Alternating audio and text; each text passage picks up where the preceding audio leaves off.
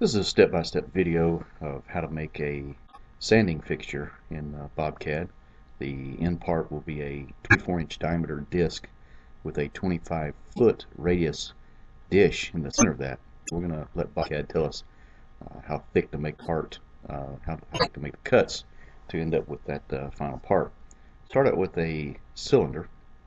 Clicking on the cylinder icon brings this box up, and we're going to put in 12 inches here for a 24-inch diameter radius part, and put in 3/4 for the height, and I'm going to put it at 0, 0, 0, so the part is sticking up above 0. Press the zoom fit all icon. That'll in the center. So you see we have our cylinder, and it's 3/4 of an inch thick. I need to cut a radius dish in the center of this. So I'm going to use is a solid sphere. So we click on the sphere icon again in Bobcad 23 or 21 or any of those other versions. You'll have different icons, but in 24 it's nice and convenient here. So it's 25 foot. That is a 300-inch radius, and I want to put that part above the z-axis here, and I want to put it exactly at 300 inches above. That's going to be the center of the part, so that now that's going to be tangent to the bottom, so it's going to cut deep into the part. It's going to be deeper than what we want, but you'll see why I need to do this later.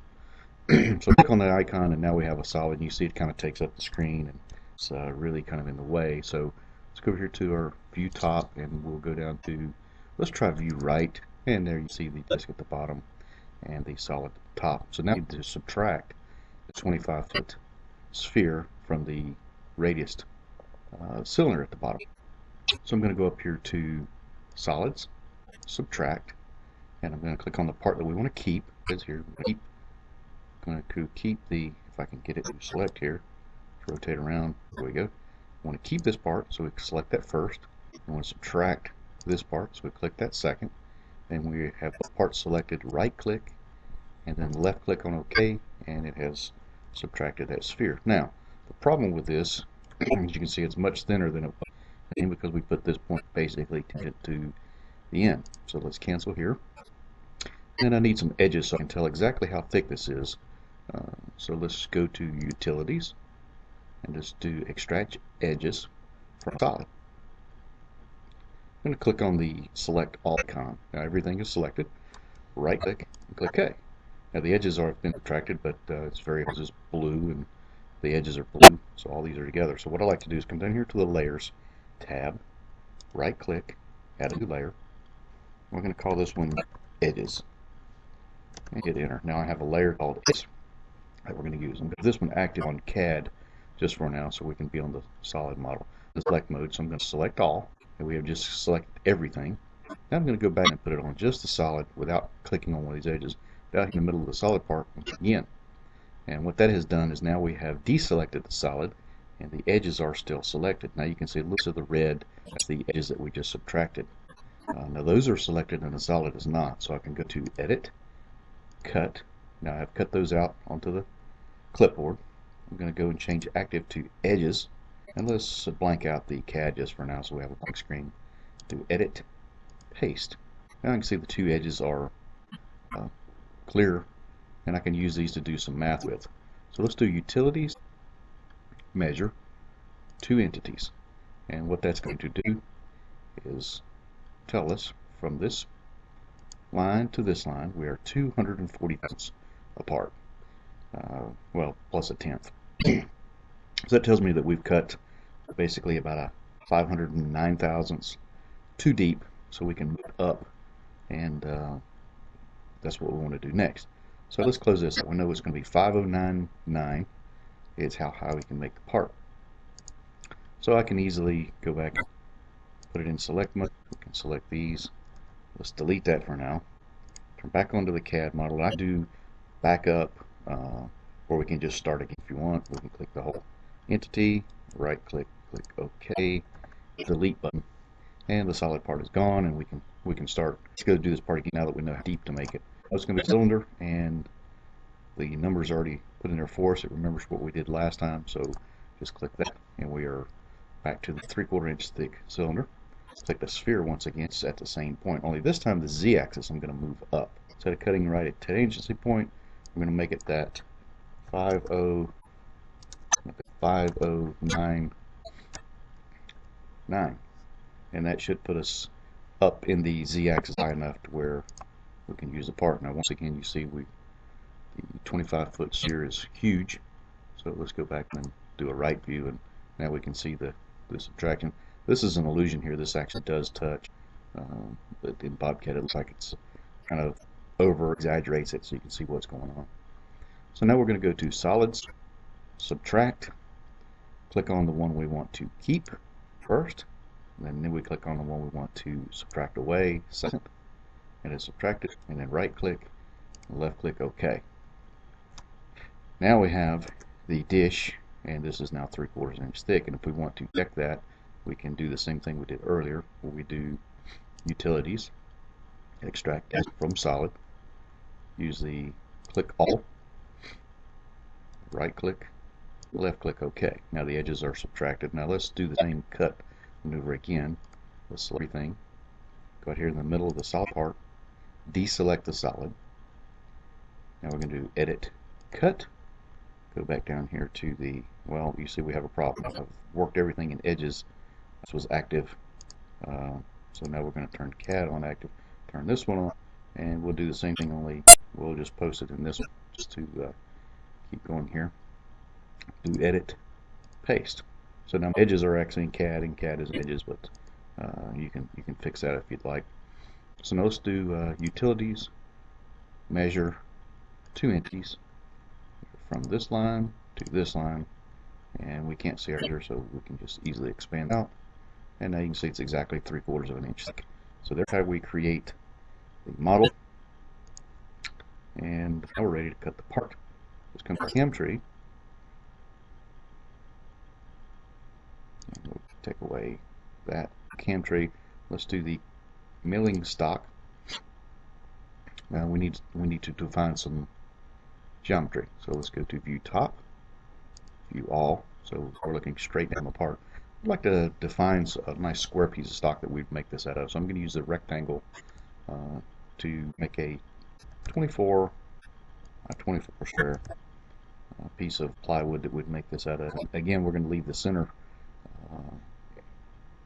right middle of their axes. Let's make it a little easier to make the part. You can see here I need to move this down so we can see the OK button. Now I have a square box for the stock. Click on the key again, middle stock. Now let's go to stock geometry, click, reselect, and I'm going to hover over one of the lines, hold the shift key down, and hit select, and that'll select the entire chain. Now right click and click OK. So our stock by default goes in the opposite axis of where we need. So let's fix that. We'll go to new stock, right click, and do edit. It's rectangular stock, top of stock. This is where we want to be at 0.75. And stock thickness is also 0.75. We're going to use 3/4 inch MDF. So we correct that in here, and now you can see the stock is what we're going to use to make the part out of. If I don't like to see the stock, we can go to milling stock, right click, and then click on blank. The stock is still defined. It just makes the screen a little easier to see, so it's not there. So now let's do some milling. We go to milling stock again, right click, mill 3-axis, and let's do a slice planer. I think that will work nice for this part. It's just going to go back and forth and cut the dish. So slice planer. Again, I'm in 24, so we're going to go through a wizard. We're in 23. You're going to go back and go through your menu tree and right click on each feature and edit it one at a time. This features in 24 like. Okay, so we'll click slice planer. Go through next. Now I want to select geometry. So that's going to be our cutting surface. Click on that, and then right click and left click OK. I'm going to select the boundary. Now I don't want to cut all the way out to here. I don't want the cutter to have to go back and forth. So I want this to catch just edge. So we have that. If I blank out the solid part, now you can see the edges are still there from where we extracted them earlier to do math. So let's click this as geometry, right click, and click OK. So now we have a geometry and a boundary of where we're going to cut. So the next thing is we want to do avid plane 0.1, top of part 0.75. Those are okay. Work on that we're not using in this instance. Tool library, Bobcad has already picked a 1/2 inch ball nose surfacing mill for us, and we're just going to leave this for now. You can change this in your tool library. You can change whatever radius and diameter of cutter bit you use. Zigzag, and that's going to just basically cut back and forth until we get to the other end of the part. A little trick here in zigzag with climb and conventional mill. Obviously, when we're going back and forth, one direction is climb, one's conventional. What this will do is wherever your part start is, it will change the direction, whether it's on the left z-axis, left of the x-axis, I'm sorry, or to the right. I'm going to leave this at climb mill. It'll be fine. The step over, this is the amount of cut we're going to make between, and it shows you a nice little picture. Smaller the number here, we could change this to 10 thousandths if we want. It'll take a long time to cut apart, but it'll make a very fine cut. We're going to leave it at 100 at the default for now. Just an idea of this video. You can play around with your step over to make a better cut later. And we're going to enter, we're just going to plunge down to the part. Next, and we're going to cut the extends. We're going to get it off the tip. And we're going to follow the links, horizontal, vertical.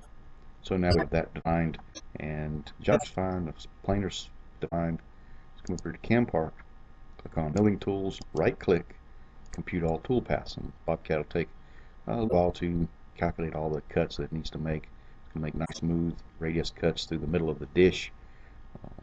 Not very long, but there is our tool path. And we hold the control key down and right mouse click, and we can rotate this around and see that yes, it is a addition to the part. Over here to layers, turn the solid model back on, so yes, it's laying right across the part. It's doing exactly what we want. So now that I have this toolpath constructed, right click post, and we have it in here. We can verify in Bobcad by clicking on milling stock and verify, and it's going to bring up a box right in the Bobcad software, and we turn the speed up so it'll calculate quickly. Click the start button, and now you can see it is beginning to cut apart, going back and forth, and simulating exactly how the part is going to turn out for us. So I'm just going ahead and stop that, and you can see that's basically how we make in Bobcat.